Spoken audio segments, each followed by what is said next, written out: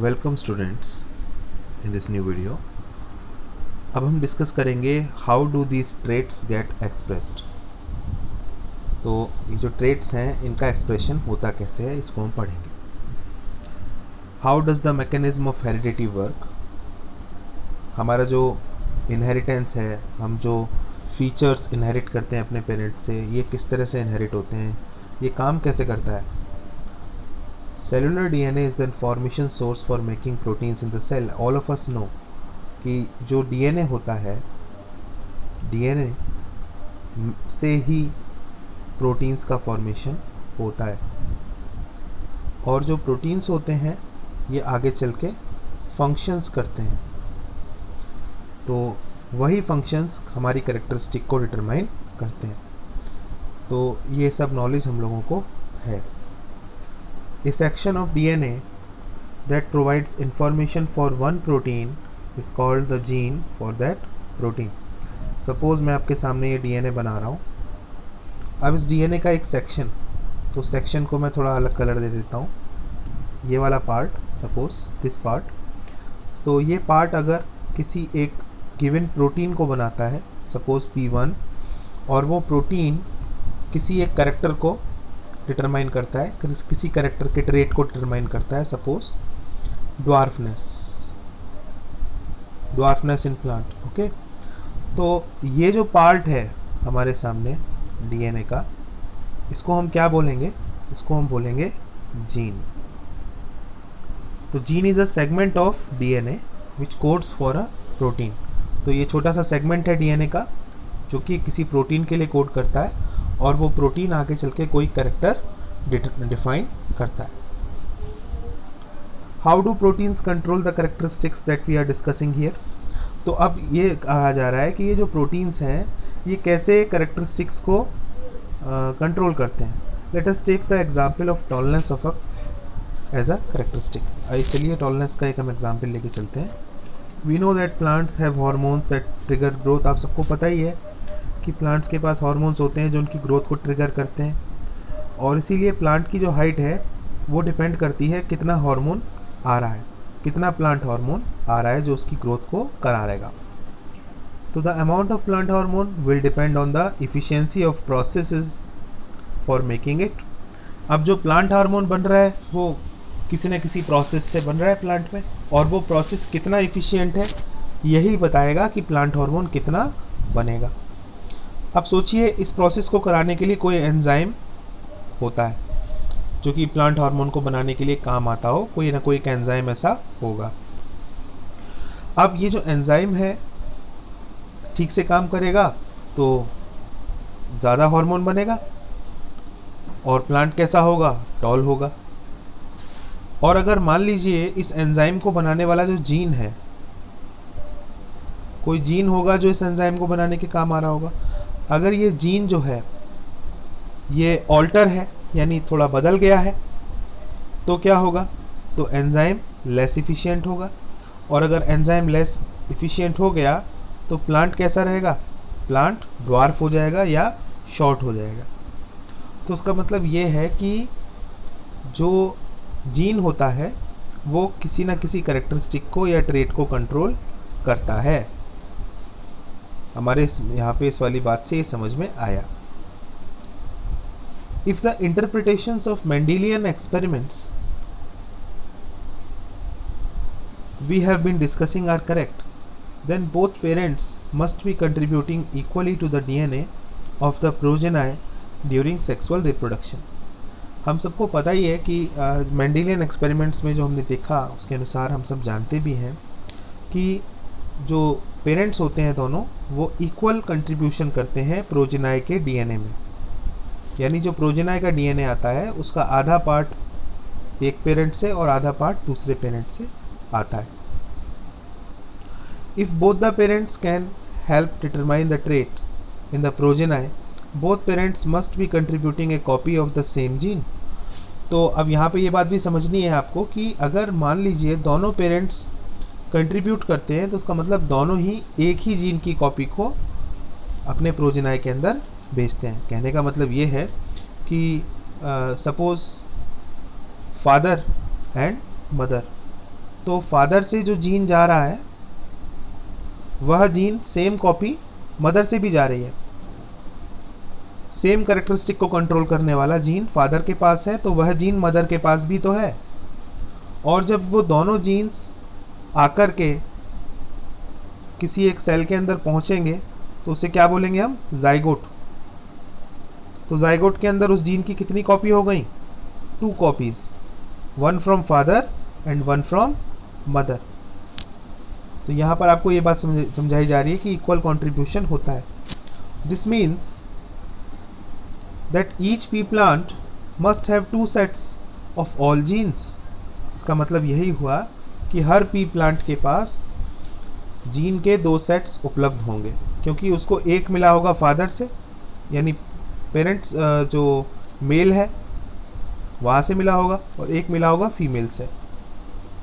तो दोनों से वो जीन मिला होगा तो हर एक सेल के अंदर उसकी 2 कॉपीज तो होंगी ही होंगी। For this mechanism to work each germ cell must have only 1 gene set. और ये मैकेनिज्म कब काम करेगा? जब जो जर्म सेल है उसके पास केवल एक जीन ही हो उस कॉपी का। जैसे ये पॉलिन ग्रेन है और ये एग है, मैं इसको बना देता हूँ फीमेल और इसको बना देते हैं मेल। तो पॉलिन ग्रेन के अंदर जो जीन है उसकी एक कॉपी है और फीमेल के अंदर भी जीन की एक कॉपी है। इसको कैसे दिखाएंगे? जैसे मैं क्रोमोसोम्स बना के दिखाता हूँ आपको, ठीक है ना। तो एक क्रोमोसोम आ रहा है फ्रॉम द पॉलिन ग्रेन और एक आ रहा है from the egg.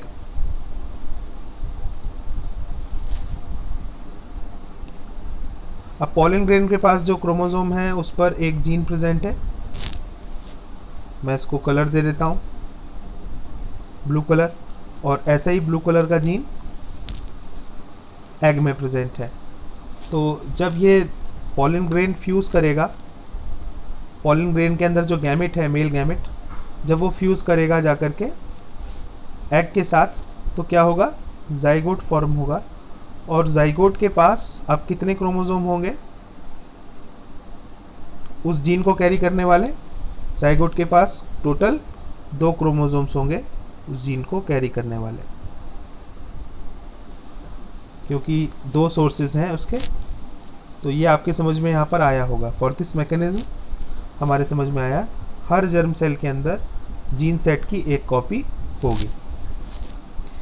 How do germ cells make a single set of genes from the normal 2 copies that all cells in the body have? Question यहाँ पर आपके सामने आता है कि अगर हमारे नॉर्मल सेल के अंदर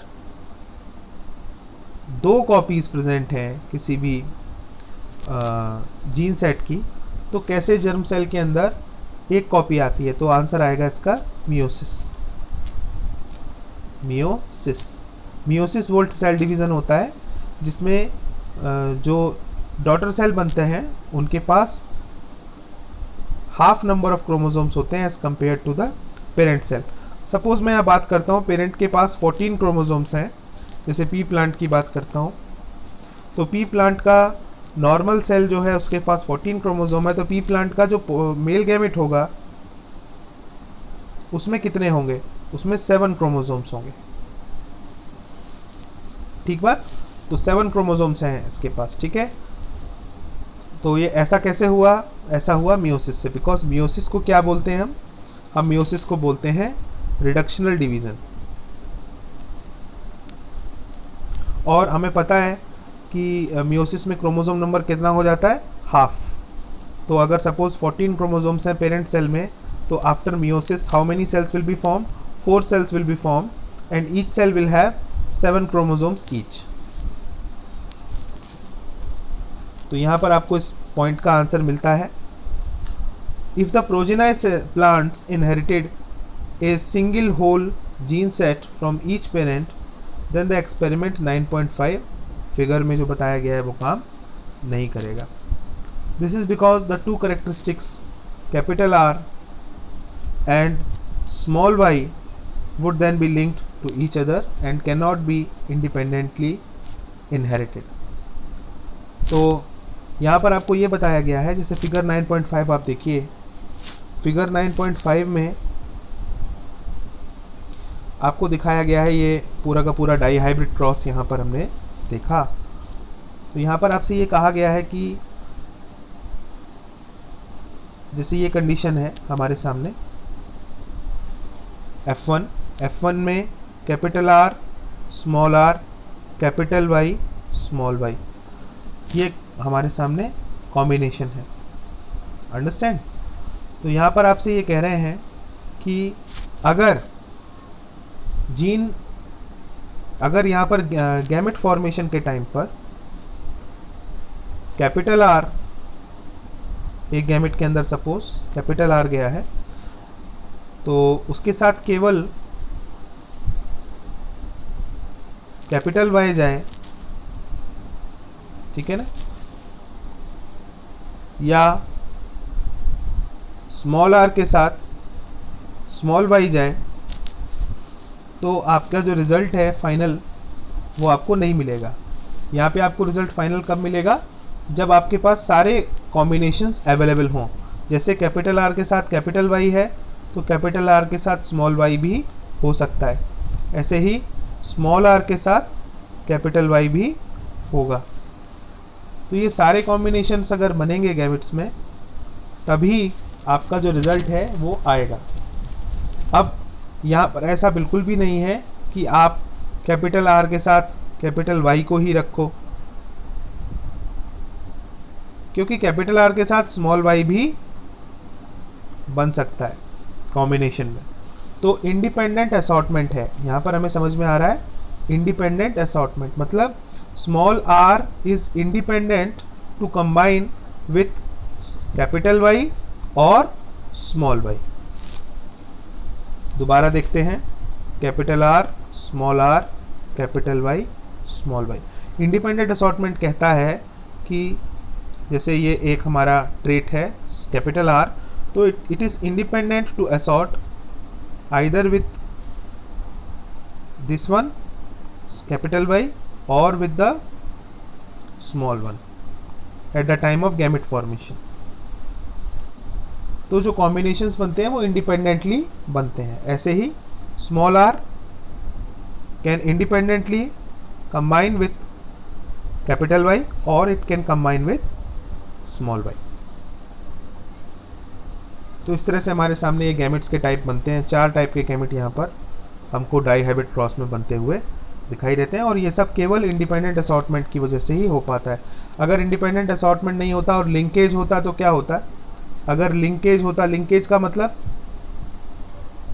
मतलब कि एक जो हमारा जीन है वो दूसरे जीन के साथ ही चलता है, मतलब कॉमन जीन के साथ ही चलता है। जैसे कैपिटल R है वो अगर हमेशा कैपिटल Y के साथ चले गैमेट फॉर्मेशन के टाइम पर, तो कॉम्बिनेशन क्या आएंगे? Only capital R capital Y। आपको कैपिटल R स्मॉल y नहीं मिलेगा आपको ये। बट लिंकेज यहाँ पर नहीं है, यहाँ पर क्या है? इंडिपेंडेंट असॉर्टमेंट है। तो इंडिपेंडेंट असॉर्टमेंट की वजह से क्या होगा? Capital R can also combine with small y। तो ये आपके समझ में आ गया होगा, आई होप, ये वाला part. This is because two characteristics यानी capital R and small y would then be link to each other and can not be independently inherited. तो यहाँ पर हमें समझना होगा कि they are not linked, they are independently inherited. This is explained by the fact that each gene set is present not as a single thread of DNA but as separate independent pieces each called a chromosome। तो यहाँ पर हमारे समझ में ये आता है कि जैसे ये कैपिटल R वाला जीन था और दूसरा जीन हमारा है स्मॉल r, अंडरस्टैंड? ऐसे ही हमारे सामने अगला क्रोमोसोम सेट है जहाँ पर है कैपिटल Y वाला जीन और ये है स्मॉल y। तो अब जब इंडिपेंडेंट असॉर्टमेंट होगा तो क्या होगा? इन दोनों जीन्स में से, क्योंकि ये दोनों किसको बताते हैं? राउंड सीड को बताते हैं। राउंड सीड का मतलब क्या बताते हैं? ये शेप। तो इन दोनों में से कोई एक ही जाएगा गैमेट में, तो कौन सा जा रहा है? सपोज कैपिटल आर जा रहा है गैमेट में, तो capital R can form combination either with capital Y during gamete formation, और it can form combination with small y, capital R small y. Understand? Similarly, gamete formation के time पर small r can form combination with capital Y, or it can form combination with small y. So this is independent assortment. Here we can see that these genes are present on separate chromosomes, and so independent assortment is very much clear to us. Thus, each cell will have 2 copies of each chromosome. जैसा कि मैंने आपके सामने बताया अभी, 1 each from male and female partners. हर cell के अंदर हर क्रोमोसोम की, जैसे मैं आपके सामने ये कॉपी बना रहा हूँ, ये मैंने पिंक कलर से बना दिए, और यहाँ सामने फिर मैंने 2 क्रोमोसोम और बनाए हैं आपके सामने, ये वायलेट कलर से बना दिए. सपोज जो पिंक कलर वाले हैं ये किसको रिप्रेजेंट कर रहे हैं? शेप ऑफ सीड को. अंडरस्टैंड? और मैं यहाँ पर जीन बना देता हूँ आपके सामने, ये जीन बना दिए मैंने रेड कलर से, ये बना दिया, ये बना दिया. तो ये सपोज जीन है कैपिटल आर और दूसरा वाला है स्मॉल आर. ठीक है, ऐसे ही मैं दूसरे वाले में जीन बना रहा हूँ ब्लैक कलर से. This is and this is, तो this is capital Y and this is small Y. तो आप देखो ये पी प्लांट के अंदर हर एक, जैसे देखो ये पिंक वाला है, ये किसको बता रहा है? Shape of seed. ठीक है ना. ऐसे ही ये वायलेट वाला है, ये किसको बता रहा है? पेयर. वायलेट वाला क्रोमोसोम पेयर किसको बता रहा है? ये बता रहा है कलर ऑफ सीड. इस तरह से तो shape of seed and colour of seed, her characteristic को डिफाइन करने वाले कितने क्रोमोसोम आपको दिखाई दे रहे हैं? आपको 2 क्रोमोसोम दिखाई दे रहे हैं. आपको यहाँ पर 2 क्रोमोसोम दिखाई दे रहे हैं. तो ये पहला क्रोमोसोम कहाँ से आया होगा? सपोज ये वाला, ये आया होगा फादर से. फादर के लिए ये वाला साइन यूज करेंगे. ठीक है ना, ऐसे. और ये सेकंड वाला क्रोमोसोम कहाँ से आया होगा? ये आया होगा मदर से. मदर के लिए हम ये वाला साइन यूज करते हैं. सिमिलरली यहाँ पर this one is from father and this one is from mother. तो ये वाला पॉइंट. अब इसके बाद इंडिपेंडेंट असॉर्टमेंट भी आप बता देंगे, आपके समझ में आ रहा होगा बहुत. ठीक है ना, एग्जाम्पल से मैंने बता दिया आपको. Thus each cell will have 2 copies of each chromosome, 1 each from male and female parents. अब हर एक जर्म सेल के अंदर, यानी हर एक गैमेट के अंदर केवल एक क्रोमोसोम जाएगा from each pair, and these may be from either maternal और पैटर्नल ओरिजिन. तो जैसे मैंने आपके सामने अभी बताया, जैसे ये क्रोमोसोम्स हैं जो डिटरमाइन करते हैं शेप ऑफ सीड. ठीक है ना. तो ये इसके पास जीन है सपोज कैपिटल आर, इसके पास है स्मॉल आर. तो जब गैमेट फॉर्मेशन होगा तो किसी गैमेट के अंदर सपोज ये मिला है फादर से पैटर्नल और ये वाला है मैटरनल. ठीक है, तो कोई एक ही जाएगा, कोई एक ही जाएगा. जैसे ये चला गया कैपिटल आर, या स्मॉल दूसरे वाले गैमेट में कौन चला गया? Small R. इस तरह से. तो गैमेट फॉर्मेशन के टाइम पर एक गैमेट में एक क्रोमोसोम ही out of 2, these are 2, out of 2 only 1 will go. और हम ये जानते हैं, इसीलिए तो हम ऐसा करते हैं, capital R small R capital Y small Y gamete बनाओ. गैमेट कैसे बन सकता है? एक गैमेट के अंदर कैपिटल आर चला गया, एक गैमेट के अंदर स्मॉल आर चला गया. तो capital R can either combine with capital Y, मतलब उसी गैमेट के अंदर इस वाले से भी आया, इस वाले पेयर से एक चला गया, ये आ गया, और इस वाले पेयर से यानी कलर ऑफ सीड से एक चला गया, यानी कैपिटल वाई आ गया. दूसरा गैमेट बन सकता है कैपिटल आर स्मॉल वाई. तो आप देख रहे हो हर पेयर में से कितना जा रहा है? केवल एक जा रहा है. ऐसे ही यहाँ पर small R capital Y small R small Y. इस तरह 4 प्रकार के गैमेट बन सकते हैं. ठीक है ना. When the 2 germ cells combine, they will restore the normal number of chromosomes in the progeny, ensuring the stability of DNA of the species. तो आधे आधे क्रोमोसोम वाले जब दो जर्म सेल मिलेंगे, जैसे फर्स्ट जर्म सेल के पास 7 क्रोमोसोम्स हैं, सेकेंड जर्म सेल के पास भी 7 क्रोमोसोम्स हैं, तो जब जाइगोट बनेगा तो कितने क्रोमोसोम हो जाएंगे? 14. तो पी प्लांट में सपोज 14 क्रोमोसोम्स होते हैं पेरेंट में, और फिर आपने देखा जर्म सेल का फॉर्मेशन हुआ और जर्म सेल्स में आधे आधे क्रोमोसोम्स थे, यानी 7 थे। जब उनका फ्यूज़न हुआ तो दोबारा से नॉर्मल उतने ही क्रोमोसोम्स रिस्टोर हो गए। Such a mechanism of inheritance explains the results of Mendel experiments and is used by all sexually reproducing organisms. But asexually reproducing organisms also follow the similar rules of inheritance. तो sexual reproduction करने वाले organism हो या asexual reproduction करने वाले organism हो, जो inheritance का तरीका है, वो जीन्स का जो ट्रांसफ़र होता है वो कुछ इस प्रकार से ही होता है। अंडरस्टैंड? तो इस वीडियो में बेटा इतना ही, इसको बहुत ध्यान से पढ़िएगा। Thank you.